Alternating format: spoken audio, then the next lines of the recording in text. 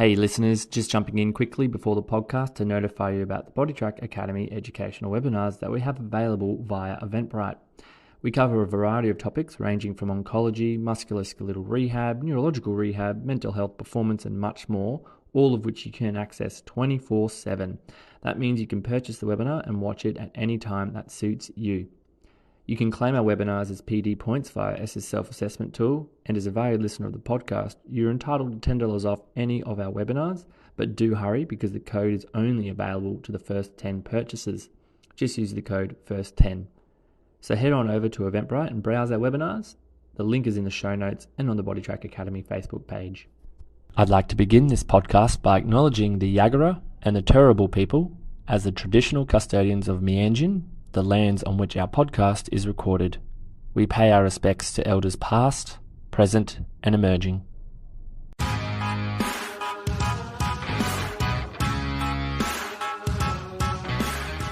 Welcome to the BodyTrack Academy podcast created by EPs for EPs. The podcast will take you on an in-depth understanding of everything an EP is faced with on a day-to-day basis, including clinical, personal, and business practices to ensure you become the best practitioner possible. If you enjoy the podcast, make sure you like, share, follow us on whatever streaming service you use to ensure the message spreads and you are notified of any new podcasts or educational resources available to you. Furthermore, if you're not already part of our online academy, head over to Facebook and join the BodyTrack Academy. Happy listening. Well, it's Tuesday morning, and that means that we are recording another BodyTrack Academy podcast at the bright early time of 8 a.m. Not really bright and early, actually. We're pretty early birds, about 5:30. But we do have our coffee. This is my second, and I'm with Josh. Josh, how are you? I'm good. I'm also on my second coffee, but well caffeinated and ready to seize the day. Beautiful. This podcast could go on for about 3 hours, I reckon, after 2 coffees in both of us. But we'll try and be short, sharp, succinct, and to the point for our listeners. Josh, can you let us know what we're talking about today? Yeah, so we're very lucky to have 2 of our practitioners in a previous podcast talk about the 10 principles of neuroplasticity. And so I thought it was a great, just convenient actually, that I'd recently done a webinar on how we look at the practical applications of that. And so I thought it'd be a great idea to sit down and chat today about some of the take-homes from that. And some things that, me, I really like things that are easily transferable into our clinical skills. So some things that really sort of stood out for me. Perfect. So I think listeners, get ready for another practical, action-packed podcast that you can take from your listening today straight into your practice tomorrow. And yes, that was from Jacqui and Mackenzie, who went through their second podcast around neurological rehabilitation and went through those 10 principles and had a little bit of a case study. But yes, Josh is more based at Sherwood Clinic and has experience with neurological populations here, and did a different a different webinar, and we're going to talk about some of those principles that you resonate with and apply. So let's go through kind of your top couple of principles that you see fit most practically for you here at Sherwood. Yeah, I mean, I think the 10 principles themselves are pretty well, they pretty well encapsulate everything you need to focus on. I think, we're not sort of sitting here today saying, I disregard this, just focus on this. Yeah. I think what I found was there was some really sort of clear take-homes that not only allow for our prescription to be really, really specific and really, really beneficial, given timeframes, but also that really then allow good pathways for education for the client and allow them a little bit more, they use the term salience in the principles, but allow them to understand the role that they play in their treatment cycle. So, and as we know, with any condition that we're going to see here, if the client takes ownership of that, if they take ownership of what they can do outside the clinic, all of a sudden we've opened up a whole new doorway. Yeah, I guess it's more like just finding the right variable that is going to be best suited to the client. As you said, the 10 principles encapsulate it all, but some may actually resonate more with that client or work better in that situation, or So you're just pulling from your pool of resources to apply the best practice, isn't it? Exactly. Yeah. Exactly. Yeah, I mean, Perfect. exactly right. So I think we'll keep it short and sweet, and I'll just jump straight into it. Let's go. The first one, it's actually sort of the third principle of neuroplasticity that gets mentioned within that, and it's about specificity. And specificity gets thrown around a lot, particularly in the health industry. And I think, you know, we can sometimes shy away from it because it is seen to be overtly specific. But within this population, so of those neural conditions, we really want to see that specificity being pushed to its nth degree. The example they got was looking at the difference between squatting and surfing. So just because you can squat really well doesn't mean you can surf really well. Okay.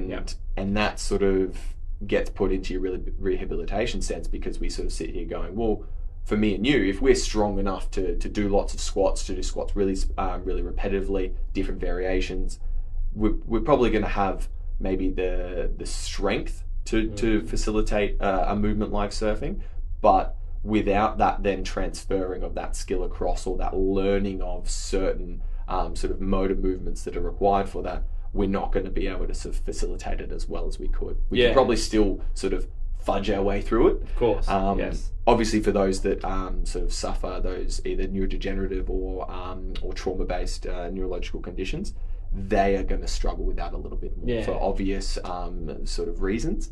I think in that, like, I find myself quite common in a non-neurological population, and sometimes a neurological is going kind of linking the dots is in terms of that specificity, is going, well, if you can build up your strength or your capacity with squatting, that will then enable you to do X.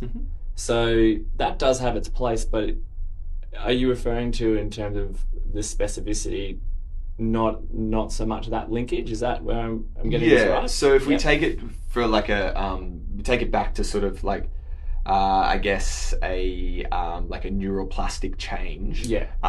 For that action to be uptaken by someone that is maybe has suffered a stroke, that doesn't have those neural pathways connected at this point. Right. For taking it back to there, we need to reinforce that connection to get everything firing, and those neurons firing at the same time, and firing in cohesion that allows for a motor movement to happen. Because of the implications of, for this example, let's say a stroke, they don't have that pattern predetermined. We need to reinstate that pattern, and just squatting is not going to reinstate that pattern for them, because it's a totally different linking of movement. Yeah, that's really well said, actually, Josh. Like, clears it up a lot, and distinguishes really well that notion of specificity for different populations. That's fantastic. Fascinating stuff. So I really liked that. I really liked that. And they talk about that linking of high repetition strength training with your task specificity. Okay. So always having that little bit of both, but making sure that, you know, you're always reverting back to what do we need this client to achieve? What do they need to be able to facilitate in day-to-day life? Or maybe it is surfing and they want to get back to surfing. You know, how do we get them there? Yeah. Okay. Excellent. So that was the first one. I really enjoyed that. That sort of moves really well into the repetition matters part of it, which is really sort of brief, which is just they're saying sort of 400 to 600 reps per day. Wow. So that is a lot of reps. That is a lot of reps. That is a lot of reps worth, and that's what they're saying. Obviously, from research, they're finding that is sort of what has been shown to give really, really good increased neuroplastic changes, which holds up a whole nother thought, which is, okay, well, how do we actually achieve this? Yeah. So I think the biggest thing was working around like strategies to how do we achieve this within a day. Now, obviously it's a sliding scale. There was mentions to sort of as low as sort of 200 to 300, but I think from what they've seen within the research, that 400 to 600 reps per day is quite a sort of hard task. So that would have been obviously based on the back of a lot of research and understanding of what does that sound to me, that there's a thing about minimal dose, right? Minimal dose to cause effect. Is that where this 400 to 600 reps can kind of sit, or are you actually saying that it could actually be 200. Is that Yeah, mentioned so in what it you did, is or? it is to a degree, and it's probably something we need to delve a bit further into. But Okay. they were very strongly looking at sort of the minimal dose being that sort of 400, Right. Okay. Yeah.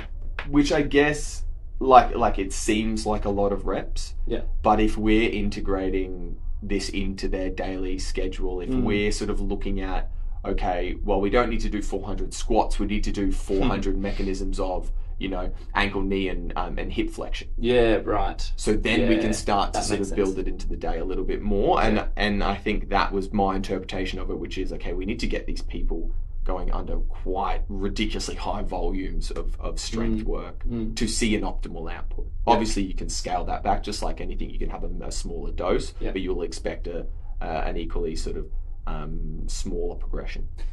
So we're not seeing, Josh, just FYI, bro, we're not seeing Josh have his clients in here doing a 40 kilo squat at 400 rep, and that's about it for the session. Not yet. It is. I mean, they could be happening. But no, that makes a lot of sense. Building it into their day. And Josh, do you educate people on that? Is that something that you throw out there? Or is that actually could have a negative effect of going, geez, I have to do a ton of this. Yeah. How do you then navigate that? And that was a conversation we sort of discussed throughout the webinar. Was this how do we then implement, what strategies do we use? I think you, as a practitioner, we want to be open and honest with our patients at all times. We want them to understand what they're building towards, and every person's going to be different. You're going to have some clients that come in that you got to do 300 reps of this today. Okay, split it up to 10 times 30 every time you get up to go to the toilet or something like that. And they go, yeah, I can do that. Easy as. I already go to the toilet 10 times a day. Or something like that, Very adherent there. Very adherent. And you're going to have the other side that will just scare them off. Yeah. So maybe it's a case of, I'll tell this person, they've got 10 steps in their house. Okay, well, you've got to make sure that you go up and down those steps 4 times. Yeah. Okay, so we know that they're getting sort of at least, your 40 reps just in that. And then you go, okay, but then you've got to do sort of 10 sit-to-stands 4 times a day. And we can start to build the volume in other ways. Yeah. So, and it all comes down, of course, to the safetyness as well of doing that for the particular person and how they're presenting. So, of course, like, almost putting like a caveat in here that if you're noticing them quite unsteady on their feet, we're not going to go, hey, literature says we have to do 400 of these, so go up and down the stairs. So you're being very smart and coming back to, I guess, the safety measures and what is that person, their capacity and their tolerance, which stems from that initial assessment. You need to find that stuff out. You need to find out what their goal is and what they're aiming towards, and base all of this prescription. And this is where research becomes practice. Yeah. Right? You could quite easily look at that literature and go, all right, 400, 600, we need to do that, and that's what I'm going to do for everyone. We know the cookie cutter doesn't work. No. It needs to be specific, and that's your take home from that part there. Well, at least from what I would embed in my practice now as well. Yeah, I mean, practitioners in general should be critically analysing every piece of information they get through, whether it's evidence-based or not. Yes. I guess from this, it is scaffolding to build your program on. That's right. I like that. Yeah. Rather than sort of going, okay, we'll just try and find 400. Yeah, Josh is going to be out there with that little pad doing little 1, 2, 3. Just a score tally on the wall. Score tally. Here you go, guys. So that was really cool. I really enjoyed that and how those two linked together. The last one was sort of talking about. I guess the thought of priming. Now, it wasn't like specifically a principle, but one of the big take-home ones was using cardiovascular exercise as priming for strength and task-specific exercise. So they looked into sort of BDNF, which is your brain-derived neurotropic factors, and they're the ones that sort of really help with those neurotropic growth. So the growth there, the linking of neurons together, that sort of solidification of motor patterns is sort of where that fits in.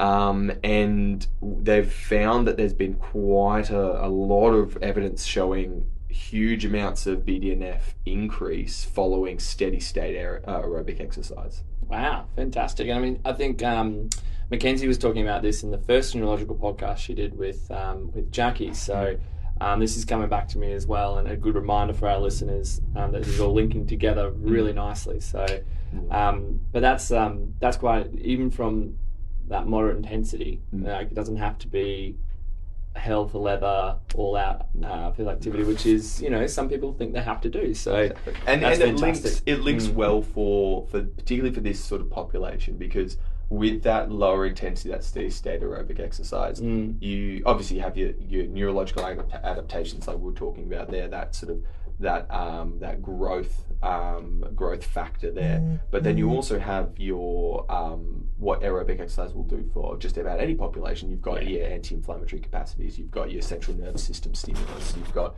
all that sort of thing that is vicariously occurring, even if it's not the main point of call of what we're working on. Of course. Yeah. And it's, again, with this one, it was, okay, well, dosage, how does it work? We need minimum of 30 minutes is the goal. Minimum of 30 minutes 4 times a week. Okay, well, how do we do this if this person's only just getting out of hospital and struggles to get up and walk to the kitchen and back? Okay, well, we've got to slowly build through. Yep. And they found realistically utilising various modalities, so it doesn't just have to be on the treadmill, on the bike, on the arm ergo. It can be whatever the person can achieve. You can split it up. It's obviously, in a perfect world, it'd be on the same modality, at exactly 70% of their heart rate, that's the clinical trial model. But what they've found with that is it's just really helps with the increase in neurotropic factors. So your BDNF and your neurotropin 3, increase in neurotransmitters as well, so serotonin and dopamine. So all those things that not only help reinstate the motor patterns that we're then going to be taking the client through, but all the things that sort of all those endorphins that sort of make you feel good about what you're doing as well. We know that that's going to have a big buy-in as well. Yep. Hey, thanks for taking the time to listen to our podcast, and we hope you're learning a lot in this particular episode. Just a shout out to our sponsor, HGG Performance, which provide very high quality, innovative gym equipment and custom fit outs to enable you to pivot your potential and smash your performance and rehab goals.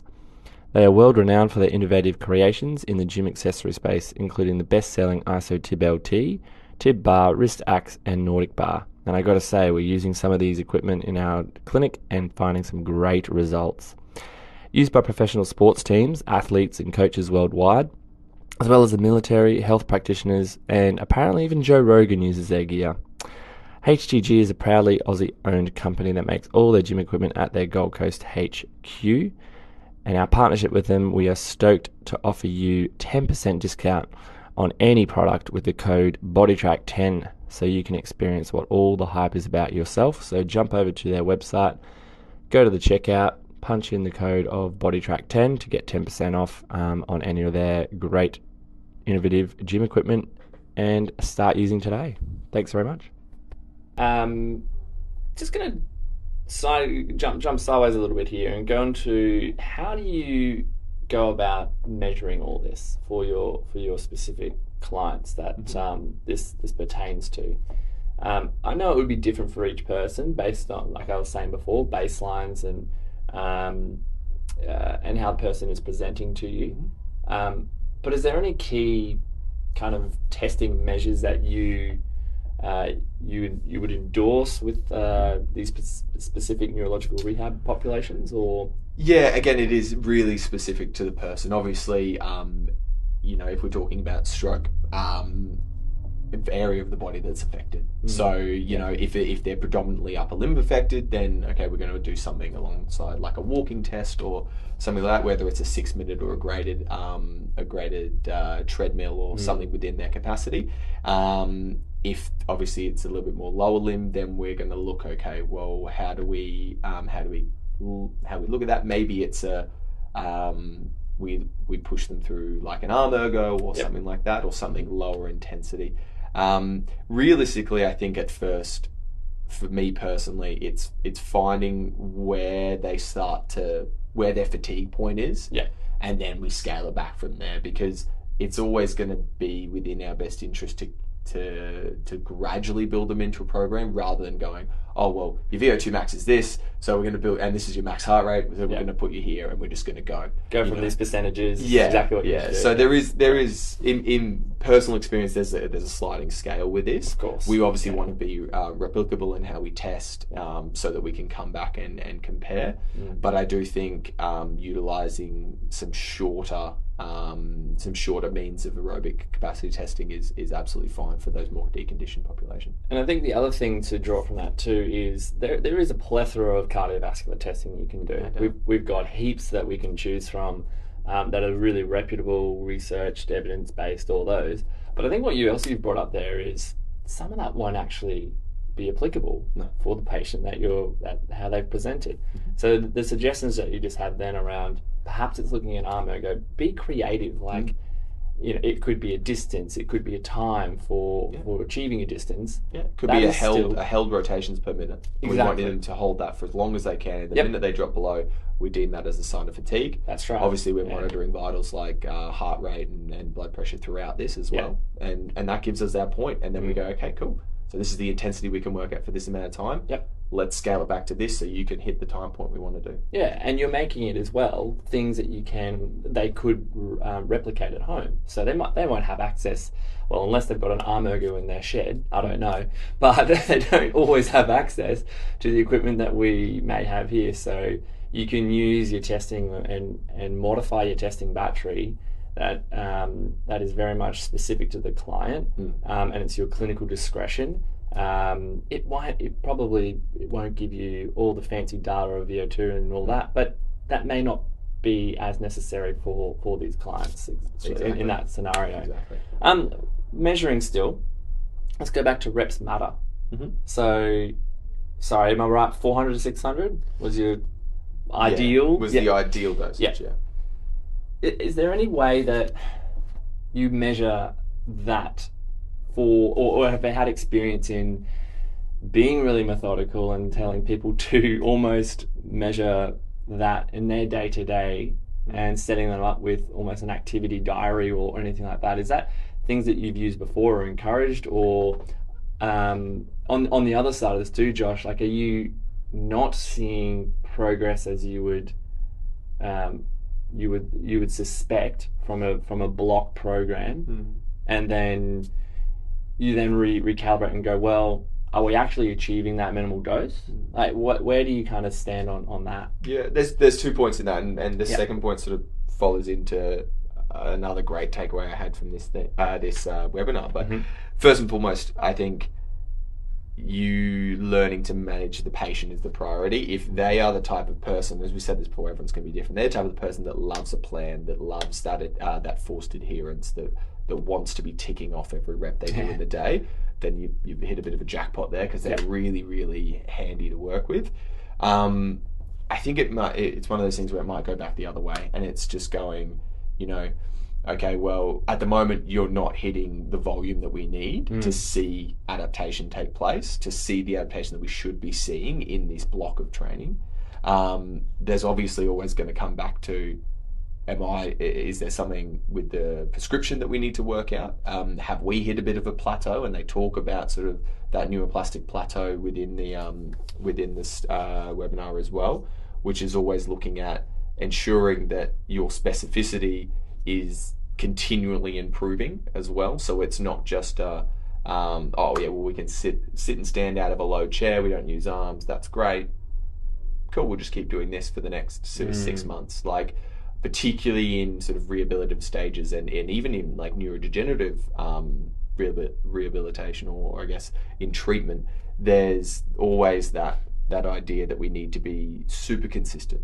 Yeah. Okay. Yeah. And yes, we absolutely do, but we need variability, because that's what's going to force neurological change. Yeah, for sure. Yeah. So that, I didn't really answer your question, but that was the first part. The second part is, okay, well, what techniques can we have to ensure that dosage is being maintained throughout the week? Yeah. And that's that tough conversation you got to have, being like, look, this is what we know. We want to achieve this, but we can't without having this medication. Yeah. And that's sort of, I think, as practitioners, sometimes a tough conversation to have, which is you need to come in more than once a week, or you need to come in more than twice a week, or, we need to find an option where you're being supervised, because otherwise there is no adherence to this. Correct. Getting family members on side is always a great one as well. So asking who they live with, who their neighbours are, all that sort of thing is always a really helpful one as well.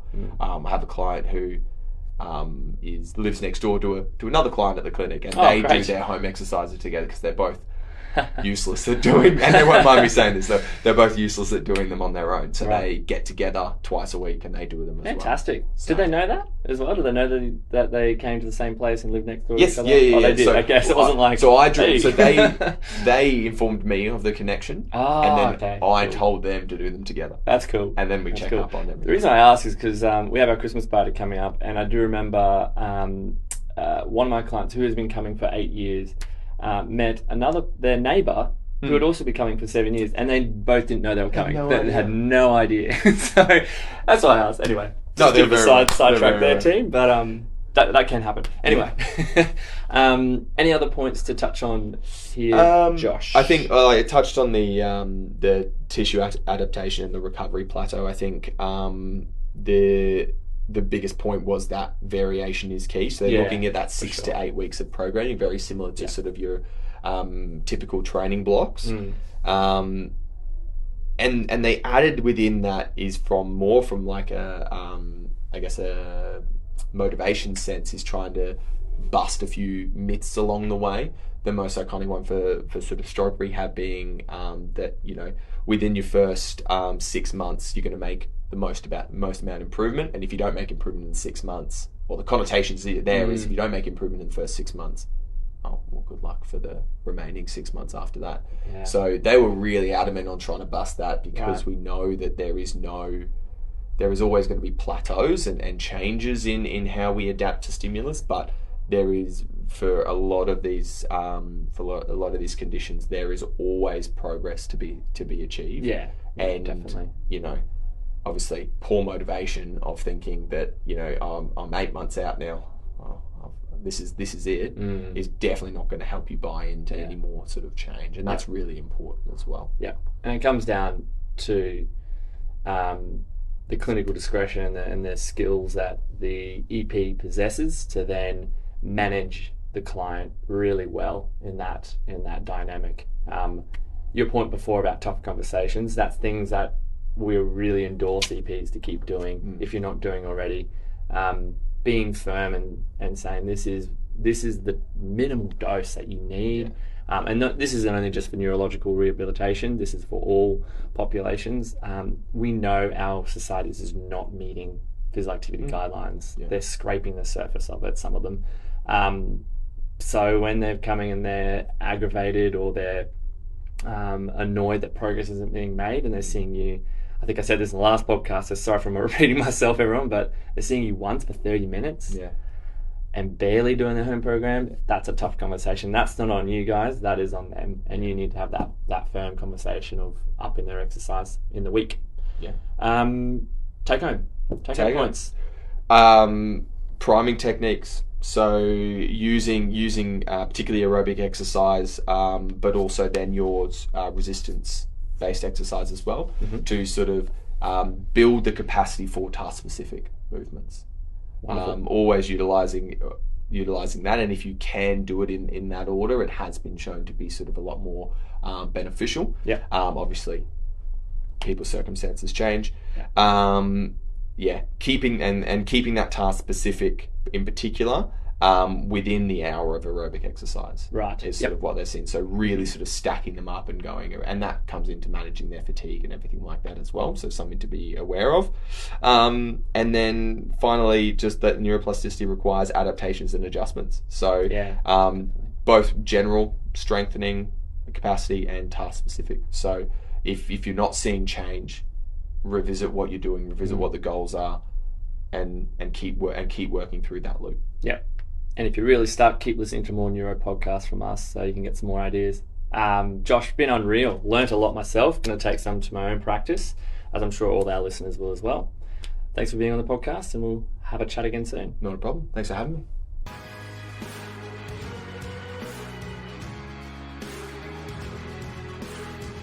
Thanks for listening. We hope you enjoyed this podcast. So remember to share, like, or follow to Keep updated with all our podcasts and educational resources.